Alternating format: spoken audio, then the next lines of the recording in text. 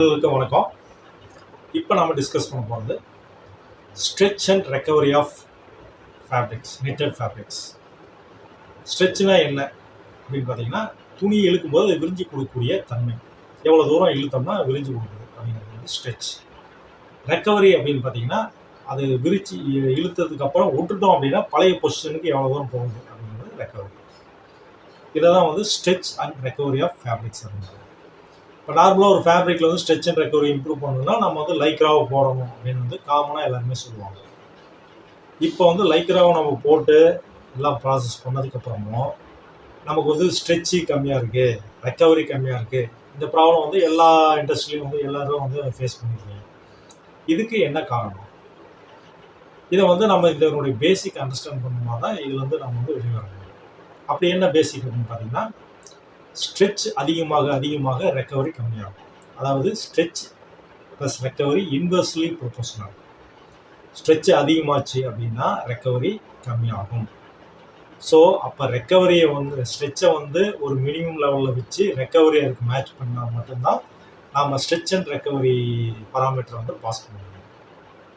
இது வந்து பேசிக். இப்போ பார்த்தீங்கன்னா காட்டன் பொறுத்த வரைக்கும் பார்த்தீங்கன்னா நம்ம மோஸ்ட்லி காட்டன் ஃபேப்ரிக் யூஸ் பண்ணுறோம் இல்லையா. காட்டன் ஃபேப்ரிக்கில் வந்து அமர்ஃபஸ் ரீஜன் இருக்குல்ல, நம்ம ஆல்ரெடி நம்ம வீடியோஸில் பார்த்துருப்பீங்க. கிறிஸ்டலைன் ரீஜன், அமர்ஃபஸ் ரீஜன் அப்படின்னு 2 வகையான மாலிகுலர் அரேஞ்ச்மெண்ட் வந்து காட்டனுக்குள்ளே இருக்குது. இந்த அமர்ஃபஸ் ரீஜன் வந்து பார்த்தீங்கன்னா இழுக்கும்போது விரிஞ்சு கொடுக்கும்.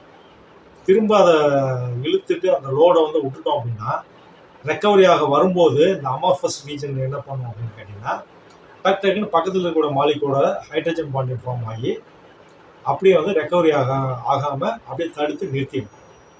இது மட்டுமல்ல, காட்டன் ஸ்பன்னியாவில் ஹேரினஸ் இருக்கு இல்லையா, ப்ரொக்ரூடிங் ஃபைபர்ஸ், இதுவுமே வந்து ஒரு வகையான ஃப்ரிக்ஷனை உருவாக்குறதுனால நமக்கு வந்து ரெக்கவரி வராமல் அதை வந்து ஸ்லோ பண்ணும். திரும்ப பழைய பொசிஷனுக்கு வரதுக்கு இல்லாமல் அதை தடுக்கும், ஃப்ரிக்ஷனை உருவாக்கி தடுக்கும். அப்போ வந்து நம்ம ஸ்ட்ரெச் அண்ட் ரெக்கவரி வந்து மேட்ச் பண்ணணும் அப்படின்னு கேட்டிங்கன்னா, இதுக்கு ஒரே வழி பார்த்தீங்கன்னா ஃபைனர் கவுண்ட் போய் டைட்டர் லூப் லென்த், அதாவது லூப் லென்த் வந்து கம்மி பண்ணிங்க அப்படின்னா ஸ்ட்ரெச்சு வந்து குறையும். ஸ்ட்ரெச்சு குறையும் போது ஆட்டோமேட்டிக்காக ரெக்கவரி இம்ப்ரூவ் ஆகும். அப்போ எந்த பொசிஷனில் நமக்கு தேவையான ஸ்ட்ரெச்சும் கிடைக்கும், தேவையான ரெக்கவரியும் கிடைக்குமோ அந்த இடத்துல வந்து நம்ம லூப் லென்த்தை, காட்டனுடைய லூப் லென்த்தை கரெக்டாக ஃபிக்ஸ் பண்ணணும் அப்படின்னா இந்த பிரச்சனைலேருந்து நம்ம வெளியே வரலாம். அடுத்ததாக பார்த்தீங்கன்னா heat setting. Lycra heat setting எப்போ பார்த்தீங்கன்னா, அதாவது மாலிகுல் லைக்ராவுடைய மாலிகுல் வந்து ஃபுல்லாக வந்து ரிலாக்ஸ்டு கண்டிஷன் போயிட்டு ஒரு ஸ்ப்ரிங் டைப்பில் ஃபார்ம் ஆகிடும். அது ஃபார்ம் ஆனதுக்கு அப்புறம் பார்த்தீங்கன்னா நீங்கள் இழுத்தீங்கன்னா விரிச்சு கொடுக்கும், திரும்ப விட்டுட்டிங்கன்னா ரெக்கவரி ஆகும். ஏன்னா ஸ்ப்ரிங் பார்த்தீங்கன்னா இழுத்தீங்கன்னா விரியும், திரும்ப விட்டுட்டிங்கன்னா பழைய பொசிஷனுக்கு வந்துடும்.